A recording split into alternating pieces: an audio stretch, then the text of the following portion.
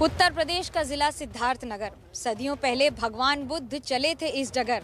उनका दिया हुआ काला नमक चावल आज भी फैला रहा है अपनी सुगंध। कौन सी पार्टी इस इलाके को कर रही है राजनीतिक रूप से घेराबंद? इस इलाके की सीमा पर है नेपाल, लेकिन क्यों है यहाँ की व्यवस्था का इतना बुरा हाल? नमस्कार, मैं हूँ मनोज्ञा लोईवाल और एबीपी न्यूज की चुनाव यात्रा लेकर हम पहुँच गए हैं सिद्धार्थनगर। ये एक ऐसा जिला है जिसने अपने इतिहास में कभी भी दंगा नहीं होने दिया है। शांति का संदेश जैसे भगवान बुद्ध ने दिया था, ठीक उसी तरह से आज भी ये जिला सबको देता है। लेकिन इस बार के चुनाव में क्या है यहाँ की जनता का संदेश, चलिए बताते हैं आपको इस चुनाव यात्रा में। कपिलवस्तु स्तूप में आप जब भी आएंगे तो आपको कोई न कोई भिक्षु यहाँ पर मंत्रोच्चारण करते नजर आएंगे। ऐसे कई भिक्षु हैं जो दशकों से यहाँ पर आ रहे हैं और पूजन अर्चन कर रहे हैं। धम्मम शरणम गच्छामि, बुद्धम शरणम गच्छामि, ये सब सुनने को तो मिलेगा ही, साथ में एक अद्भुत शांति भी महसूस होगी। मैं इस समय हूँ कपिलवस्तु स्तूप पर, जहाँ पर मंत्रोच्चारण हो रहा है। जो मंत्रोच्चारण करते हैं उसका अर्थ क्या है? उसका अर्थ हम भुला जाएगा, हम बता नहीं पाते, वही बताइए। वो बताइए, आप जो मंत्रोच्चारण करते हैं उसका अर्थ क्या है? नमो तस् भगवतो अरहतो सम्मा संबुद्धस्य। मैं उस भगवान बुद्ध के मैं शरण में जाता हूँ। धम्मं शरणं गच्छामि, मैं धम्म के शरण जाता हूँ। संघं शरणं गच्छामि, मैं संघ के शरण जाता हूँ। शांति का संदेश भगवान बुद्ध ने दिया था। उनके उस अनुदान को, उनके उस योगदान को पूरा विश्व आज भी उनके अनुयायी और पूरे विश्व में याद रखा जाता है। लेकिन इस इलाके ने उस पूरी संस्कृति को आज भी उसी तरह जिया है। यूं तो सिद्धार्थनगर का नाम गौतम बुद्ध पर पड़ा है, लेकिन इस जिले की हर बात में कुछ न कुछ खासियत उनकी दिख जाती है। ऐसी मान्यता है कि 3000 वर्ष पहले जब वो इस इलाके से गुजर रहे थे तो यहाँ के लोगों ने गौतम बुद्ध से प्रसाद मांगा। उन्होंने ये चावल के तौर पर यहाँ के लोगों को प्रसाद दिया। ये काला नमक चावल है जिसकी सुगंध अद्भुत होती है और विश्व में अगर ये कहीं मिलता है तो सिर्फ इसी इलाके में मिलता है और यहीं इसकी पैदावार होती है। भगवान बुद्ध ने कहा था कि जब तक ये चावल यहाँ बनेगा, इसकी भीनी भीनी खुशबू से आप सबको मेरी याद आती रहेगी। आज इस चावल को राज्य सरकार ने 1 डिस्ट्रिक्ट 1 प्रोडक्ट यानी एक जनपद एक उत्पाद के तहत शामिल कर दिया है और इसकी खुशबू विश्व भर में फैल रही है। दरअसल इसकी एक खूबसूरती और खासियत है। खासियत यह है कि जब आप इसे पकाएंगे तो इसकी खुशबू पूरे इलाके में फैल जाएगी।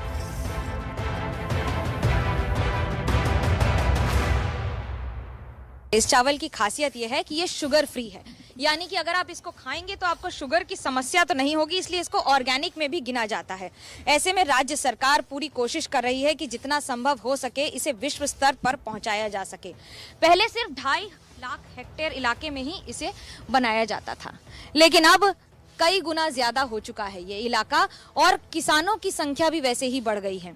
मार्केटिंग के तौर पर अगर आपको बताएं तो ये इस तरह से सरकार की ओर से ओडीओपी प्रोडक्ट को सिद्धार्थनगर काला नमक राइस के तौर पे दिखाया जा रहा है और इसमें लिखा भी है, the unique aroma of the rice will remind people about me Lord Buddha. भगवान बुद्ध की जमीन पर आप यहाँ पर उगाते हैं, इस खेत से काम करते रहे हैं। कितना अंतर आया है पहले और अब?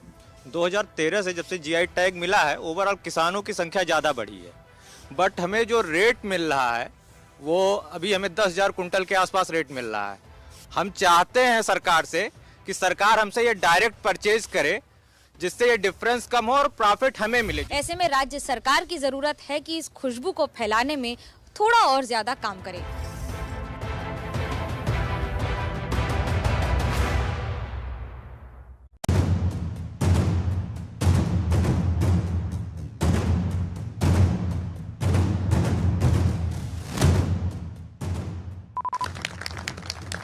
सिद्धार्थनगर जिले को ऐसे तो शांतिपूर्ण जिला कहा जाता है, यहीं से आते हैं उत्तर प्रदेश सरकार के स्वास्थ्य मंत्री। लेकिन जिले का क्या है हाल, लोगों से ही पूछ लेते हैं। महिलाओं से शुरू करते हैं, क्या है जिले का हाल और क्या है इस बार आपके चुनाव? आज हम देख रहे हैं पहले से काफी बेहतर स्थिति है। आज महिलाएं फ्रीडम में हैं, लड़कियां हमारी पढ़ने जा रही हैं, लड़कियां सुरक्षित महसूस कर रही हैं। आज दिन हर घर में जिसके पास गैस वैस नहीं था वो लोगों के पास भी गैस मिल गया और वो लोग बना भी रही हैं। सिलेंडर 300 रुपया जब कांग्रेस की सरकार थी तो आज 1050 रुपया है, क्या बात करेंगे आप लोग। सबसे पहली बात, सिद्धार्थनगर के युवाओं के रोजगार की कोई व्यवस्था इस सरकार ने नहीं किया। हमारे जिले में मेडिकल कॉलेज मिला, हमारे जिले में केंद्रीय विद्यालय मिला, हमारा उसका बाजार सिद्धार्थनगर 2 NH से जुड़ा, रेलवे लाइन बड़ी लाइन हो गई और बहुत सारी सुविधाएं मिला। सुविधाएं बढ़ी हैं घटी हैं? एकदम बढ़ी हैं, बहुत सारी सुविधाएं बढ़ी हैं। अपने देश में जहां 11 किलोमीटर मात्र पूरे साल में सड़कें बनती थी, जब हमारे अटल बिहारी वाजपेयी जी की सरकार बनी थी तो 11 किलोमीटर प्रतिदिन सड़क बनाने का उन्होंने निर्णय लिया था। तब से सड़क, बिजली, पानी, सब चीज़ों पर विकास के मुद्दे। सबसे पिछड़ा जिला है, सरकार की कमी नहीं है, लेकिन ये सिद्धार्थनगर जिला सबसे पिछड़ा जिला, यहाँ पर कोई विकास नहीं हो रहा है। यहाँ पर एकदम पूरे यूपी की बात आप, सबसे ज्यादा पिछड़ा जिला है सिद्धार्थनगर। यहाँ पर गरीब जनता भूखा मर रही, बेरोजगारी है, यहाँ पर कोई विकास कार्य नहीं हो रहा है। कोई भी यहाँ पर दवा मिल भी नहीं करता, ये देख लीजिए हॉस्पिटल ही है कि जाइए अब दवा नहीं मिलेगा। हम तो वोट बीजेपी को ही देंगे, क्योंकि उन्होंने हमको अपना जीवन जीना सिखाया है। मुद्दे बहुत हैं और जनता की आवाज भी उतनी ही ऊंची है।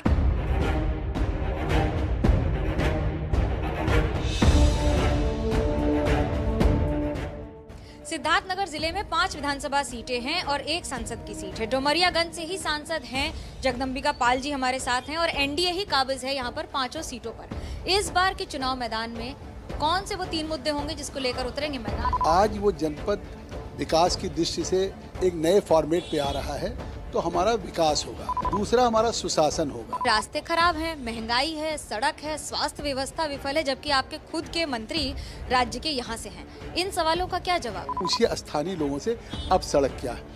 ये 4 लेन हो चुकी है, तो अब ये सड़कें यहाँ पे हाईवेज हो गई। जिस जिले में एक भी हाईवे नहीं था, स्टेट हाईवे था, यहाँ 2 नेशनल हाईवे हो गया। NH 730 हो गया, NH 233A हो गया। विकास के बयार की तो बात आपने की, लेकिन हमको ये बताइए कि इस बार जो एक सौहार्द का मामला हमेशा सिद्धार्थनगर सर्वोपरि रहा है, कभी हिंसा नहीं इस इलाके में, तो क्या इस बार भी धर्म के आधार पर ही बीजेपी उतरेगी मैदान के, कि कर्म के आधार? जब एक तरफ यहाँ सौहार्द है तो हम धर्म पे क्यों जाएंगे?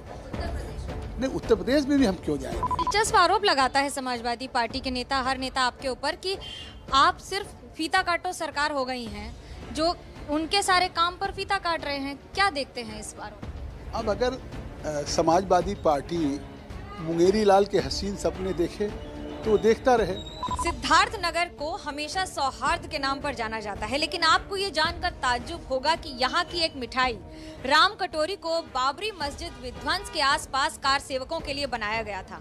1992 में बनी ये मिठाई आज भी लोगों का दिल उसी तरह जीतती है, लेकिन इसको बनाने के पीछे जो कहानी है वो खुद विनोद कुमार मोदनवाल से ही पूछ लेते हैं। क्या खासियत है और कैसे बनी ये मिठाई और किसका किसका योगदान रहा है इस मिठाई को? ये मिठाई तो खुद को हमने बनाया है और इसको बनाने में बड़ा समय लगता है, लेकिन इसका प्राथमिकता देने वाले या इसको आगे तक पहुंचाने वाले हमारे मुस्लिम भाई जो हैं वो बहुत ही प्रेम से इसको मांगते हैं और खाते हैं। इसमें क्या कार सेवकों को भी बांटा गया था? क्या कारण था इसको बनाने का? जो आए थे उन्हें खिलाया गया और धन्यवाद दिया गया कि भाई देखिए हम वहाँ से लौटे हैं और ये राम कटोरी बनाए। राम कटोरी की आजकल कीमत है 200 रुपए किलो और 1 किलो में करीब 15 राम कटोरी चढ़ जाती है, यानी कि आपको किलो के दर पर बात करें। और कहते हैं कि ये राम की ही कृपा है जो इस मिठाई को जन जन तक पहुंचाया जा सका है और जन जन आज भी इसका स्वाद उसी तरह से उठा रहा है। राम की कटोरी है, राम की ही कृपा है। कैमरा पर्सन सूरज पांडे और सिंगेश ठाकुर के साथ मनोज्ञा लोईवाल, सिद्धार्थनगर, ABP न्यूज।